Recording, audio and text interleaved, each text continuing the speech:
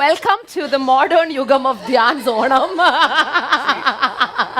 ഇല്ല, ഞാൻ ഈ റൂമിലേക്ക് വരുന്നപ്പോ ഞാൻ പറഞ്ഞു ഞാൻ മാത്രമാണല്ലോ ഓണം എന്ന് പറഞ്ഞപ്പോ ഒരു ചെറിയൊരു സൽവാറും മുല്ലപ്പൂക്കെ ഇട്ടു. ഇവിടെ നോക്കുമ്പം ഫ്രാങ്ക്ഫിൻ ഇൻസ്റ്റിറ്റ്യൂട്ടിലെ കുറെ എയർ ഹോസ്റ്റസസ് ധ്യാനിനെ കാത്തിരിക്കുന്നു.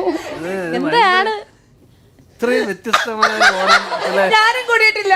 സാധാരണ പൂക്കളം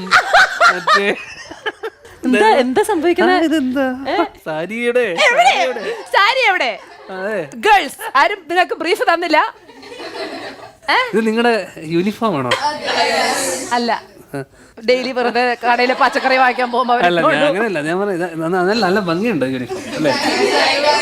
അതാണ് അവരുടെ മോട്ടോ തന്നെ, അതാണ് ഭംഗിയായിരിക്കുക. എനിക്കറിയില്ല എന്താ മോട്ടോ. Tell me, ഫ്രാങ്ക്ഫിൻ ഇൻസ്റ്റിറ്റ്യൂട്ടിലെ എയർ ഹോസ്റ്റസസ് ആണ് ഇവരെല്ലാരും തന്നെ. You can see there all beautiful girls. പക്ഷെ ഇവരെന്താ ഇവിടെ ചെയ്യുന്നത് എനിക്കും അറിയില്ല. എന്താ നിങ്ങൾ ഇവിടെ ചെയ്യുന്നത്? What are you doing here? Onam ധ്യാന്റെ കൂടെ കൂടാൻ വന്നതാണോ?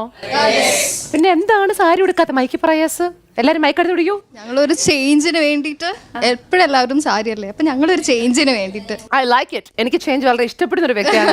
ധ്യാനിനോ? നല്ല ചേഞ്ച് അല്ല, ക്രൂസിലോണം അത് ആദ്യത്തെ ഫസ്റ്റ് ചേഞ്ച്. സദ്യകൗരൻ ചായ രണ്ടാമത്തെ ചേഞ്ച്. സാരി ഉടുത്ത മലയാളി മകരം ഇല്ല വിട്ടു. ഞാൻ വന്നപ്പോഴേ എല്ലാ ക്ലീഷേനെയും ബ്രേക്ക് ചെയ്ത് പോവാണല്ലേ? ബെസ്റ്റ് പോസിബിൾ വേ, ഏറ്റവും മികവായ രീതിയിൽ. ഒരു കാര്യം ചെയ്യാം, ഞാൻ ഇനി എന്തിനാ ബുദ്ധിമുട്ട്? കുറെ മൈക്കൊക്കെ എനിക്കൊന്ന് ഞാനാണ് ഇതിൽ ഭയങ്കര ഓഡ് വൺ ഔട്ട് എന്ന് എനിക്ക് ഫീൽ ചെയ്യുന്നു. അറ്റ്ലീസ്റ്റ് ജീൻസും ഷർട്ടും ഇട്ടിട്ടില്ലേ എന്റെ അടുത്ത് ബ്രീഫ് വന്നിരുന്നെങ്കിൽ ഞാനും വന്നിരുന്നെങ്കിൽ ഇങ്ങനെ ബാക്കിലൊരു മുല്ലപ്പൂ. അല്ല, ഞാൻ വിചാരിച്ചതേ ഇതേപോലെ ഭയങ്കര ഭയങ്കര ബാക്കിയൊക്കെ ഇതും ബാക്കിലൊരു മുല്ലപ്പൂ. ഇതുപോലെ നിങ്ങളും ഈ മുല്ലപ്പൂ ബാക്കി വെച്ചിരുന്നെങ്കിൽ അല്ലേ? ആക്ച്വലി ഗുഡ് അല്ലേ? ഇറ്റ്സ് എ ഫ്യൂഷൻ ഓഫ് അല്ലേ? രാവിൽ ലുക്കായിരുന്നു. അങ്ങനെ തന്നെ ആയിരിക്കും. നമുക്ക് ട്രൈ ചെയ്യാം അടുത്തോണം. നെക്സ്റ്റ് ടൈം ബാക്കിൽ ഇവിടെ ഒരു കുറച്ച് മുല്ലപ്പൂവും കൂടെ നന്നായിരിക്കും. മുല്ലപ്പൂവാണ് ഉദ്ദേശിച്ചത്? മുല്ലപ്പൂ ഓക്കെ, കുറെ ക്വസ്റ്റ്യൻസ് ഒക്കെ ഇവര് ധ്യാനിന്റെ അടുത്ത് ചോദിക്കാൻ വേണ്ടി പ്ലാൻ ചെയ്ത് വന്നിരിക്കുകയാണ്. So I am going to shut up. അപ്പം നിങ്ങളുടെ കയ്യിലേക്ക് ഞാൻ ഇതാ നിങ്ങളുടെ പ്രിയ താരം ധ്യാനെ ഇട്ട് തന്നിരിക്കുന്നു. എൻജോയ്.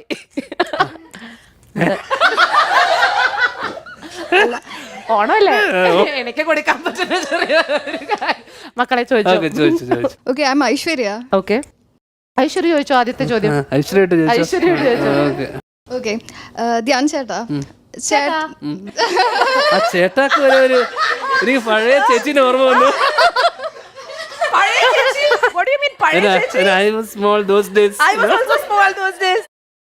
എന്നെക്കാട് 6 വയസ്സ് ചെറുതേ ഉള്ളൂ.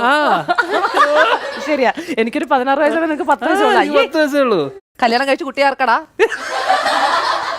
പ്രാരാബ്ധമാർക്കാണ്, ബുദ്ധിമുട്ട് ആർക്കാണ്? എനിക്കിതൊന്നുമില്ല. ശരിയാ. ഓക്കെ ചേട്ടാ, ചേട്ടന്റെ ജീവിത കഥ. ടഫ് ക്വസ്റ്റ്യൻ ഒക്കെയാണ്. ഫസ്റ്റ് ക്വസ്റ്റ്യൻ ഒക്കെ സാധാരണ കുറച്ച് ഈസി ക്വസ്റ്റ്യൻസ് ആയിരിക്കും. മുന്നോട്ട് പോകുമ്പോഴായിരിക്കും ടഫ് ചോദ്യങ്ങളൊക്കെ. പറഞ്ഞു ചോദിച്ചോ. ചേട്ടന്റെ ജീവിത കഥ. ചേട്ടൻ ഒരു സിനിമയാക്കുകയാണെങ്കിൽ ചേട്ടൻ അതിലൊരു കാസ്റ്റ് ഉണ്ടാവല്ലോ. ചേട്ടന്റെ വൈഫ്, വിനീതേട്ടൻ, ശ്രീനിവാസൻ സർ, അമ്മ, ഫ്രണ്ട്സ്, അതൊക്കെ ഓരോ ആൾക്കാർക്കും ഈ നമ്മുടെ മലയാള സിനിമയിൽ ആരെയായിരിക്കും കാസ്റ്റ് ചെയ്യുന്നത് ഓരോ ആൾക്കാർക്കായിട്ട്? അല്ല, അത് ഭയങ്കര ടഫ്. ഇത് പറഞ്ഞ ഭയങ്കര ടഫ് ക്വസ്റ്റ്യൻ ആണ്. ഇവരെന്നെ എന്നെ റീപ്ലേസ് ചെയ്യാൻ പറ്റും. ശ്രീനിവാസന് പകരം ആരാക്കാൻ പറ്റും? എനിക്ക് അങ്ങനെ ഐഡിയ ഉണ്ട് ആക്ച്വലി. അങ്ങനെയല്ല, അല്ല, ഞാൻ എന്തെങ്കിലും അത് എന്റെ സിനിമ, എന്റെ കഥ അല്ലെങ്കിൽ എന്റെ ജീവിത ഭയങ്കര സിനിമാറ്റിക് ആക്ച്വലി. അപ്പൊ നിങ്ങൾ തന്നെ അഭിനയിക്കണം. അതല്ലേ ഞാൻ ചോദിക്കുന്നത്, അതിനെ റീപ്ലേസ് ചെയ്താൽ ഞങ്ങൾ തന്നെ അഭിനയിച്ചാ പോരെ? നമ്മള് മലയാളത്തിൽ നിന്ന് ആരെങ്കിലും വേറെ വിചാരം ധ്യാൻ ചേട്ടന്റെ തീരൊക്കെ ഇറങ്ങിയപ്പോ വെരി ഹാൻസം മാൻ. ക്രഷ് ആണ് ചേച്ചി പണ്ട് കണ്ടിരുന്നപ്പോ എന്ന് പറഞ്ഞ പോലെ. ചേച്ചി സത്യം ചേച്ചി, നമ്മളിവിടെ ഇരിക്കുമ്പോ ഇവർക്ക് നമുക്കിടയിൽ ഭയങ്കര വലിയ ജനറേഷൻ ഗ്യാപ്പ് ഉണ്ട്. ഈ തിരയുടെ കാര്യം പറയുമ്പോൾ ഞാനൊരു കാര്യം പറയട്ടെ. സോ ഞാൻ റെഡി ആയിക്കൊണ്ടിരിക്കുകയായിരുന്നു. അപ്പം എന്റെ മേക്കപ്പ് ആർട്ടിസ്റ്റ് ജാൻമോനി കൂടെ ഉണ്ട്. അല്ല, കേക്ക്. അപ്പം മേക്കപ്പ് ചെയ്തോണ്ടിരിക്കുമ്പോ ഞാൻ പറഞ്ഞു ധ്യാനാണ് ഇന്റർവ്യൂ. എന്നാ ഞാൻ എന്ത് ചെയ്യുന്നു? ധ്യാൻ പണ്ട് യൂസ് ടു ലൈക്ക് ഹിം. അപ്പൊ പണ്ടോ and then ഇങ്ങോട്ട് പറയാ തിരാന്ന സിനിമയിൽ എന്ത് ഹാൻസം ആയിരുന്നു, ഇപ്പൊ എന്ത് വെച്ചു?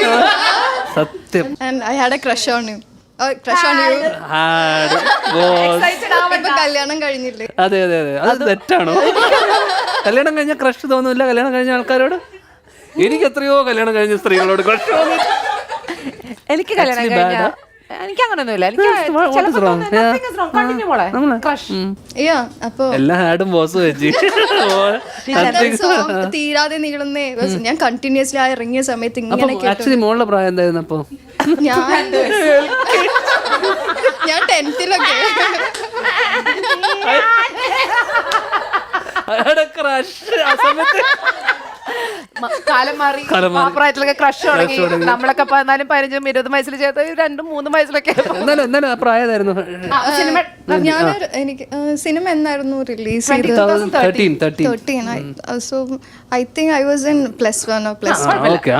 ഓക്കെ പ്രായമുള്ള കുട്ടികളാ ക്രഷൊക്കെ ആ പ്രായത്തിൽ ക്രഷൊക്കെ ആവും. സിനിമയുടെ കാസ്റ്റ് സിനിമയുടെ കാസ്റ്റ് അതാ പറഞ്ഞ ഇവരൊക്കെ തന്നെ അത് എനിക്ക് ശ്രീനിവാസൻ എന്ന് പറഞ്ഞ ഒരാളെ റീപ്ലേസ് ചെയ്തിട്ട് അവിടെ ആരെ പ്ലേസ് ചെയ്യാൻ പറ്റും എനിക്ക് ഒന്ന് അത് ഇവരെന്താ മെയിൻ പ്രശ്നം വെച്ചാൽ ഇവര് ഭയങ്കര മൾട്ടി ടാലന്റഡ് ആയതുകൊണ്ട് ഈ രണ്ടുപേരും ഭയങ്കര പാടാ. വിനീത് ശ്രീനിവാസൻ റീപ്ലേസ് ചെയ്യാൻ എനിക്ക് ഒരാളില്ല. കാരണം പാട്ടും പാടണം, എഴുതണം, അഭിനയിക്കും. ഐശ്വര്യയുടെ ആ ചോദ്യം നമ്മൾ അങ്ങോട്ട് ചോദിച്ചാലോ? നിങ്ങൾ വിനീത് ശ്രീനിവാസനെയും എന്റെ വിട്ടേക്കും റീപ്ലേസ് ചെയ്തിട്ട് ആരെ കാസ്റ്റ് ചെയ്യാനാ നിങ്ങൾ കാണാൻ ആഗ്രഹിക്കുന്നത്? അങ്ങനെയാണ്. ധ്യാൻ ചേട്ടന്റെ റോള് പ്രണവ് മോഹൻലാൽ.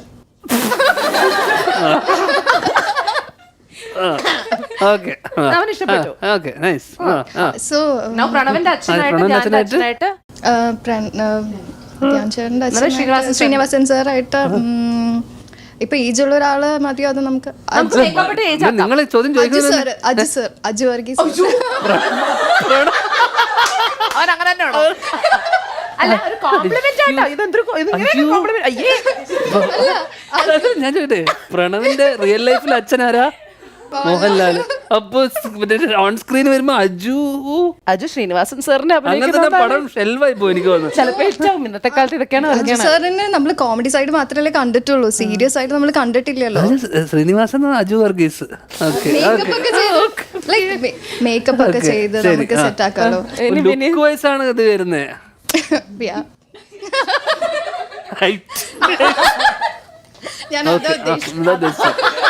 അപ്പൊ വിനീത് ശ്രീനിവാസൻ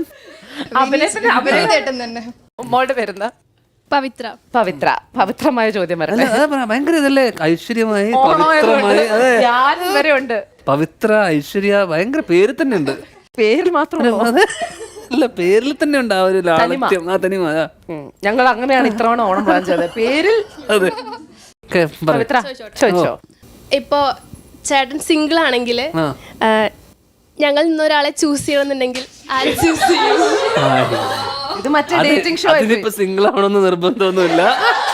ഒന്ന് ചൂസ് ചെയ്യാൻ ഒരാളെ പൊളിറ്റിക്കലി കറക്റ്റ്. നമ്മളിങ്ങനൊക്കെ ചുറ്റുകൊടുക്കാം. ആരെ ചൂസ് ചെയ്യണമെന്നോ? ഈ ചോദ്യം ചോദിച്ചുകൊണ്ട് നിന്നെ തന്നെ ചൂസ് ചെയ്തിരിക്കും.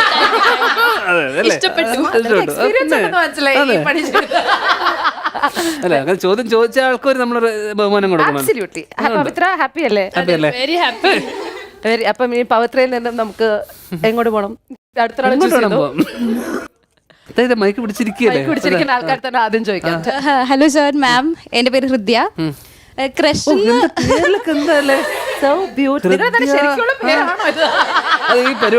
ഈ പരിപാടിക്ക് വേണ്ടി പേര് വല്ല മാറ്റിട്ടുണ്ടോ? നമ്മളിപ്പോ എനിക്ക് തോന്നുന്നു ഈ ഐശ്വര്യം ഇല്ലാത്തതും പവിത്രമായിട്ടുള്ള രാത്രി രണ്ടുപേരും നമ്മൾ മാത്രമേ ഉള്ളൂ. ക്രഷ് എന്ന് പറഞ്ഞപ്പോ ഓർമ്മ വന്നൊരു കാര്യമുണ്ട്. ചേട്ടന്റെ പഴയ ഒരു ഇന്റർവ്യൂ കേട്ടിട്ടുണ്ടായിരുന്നു. അന്ന് നവ്യ നായറിനോട് ഒരു ക്രഷ് തോന്നിയിരുന്നു. ആ ഒരു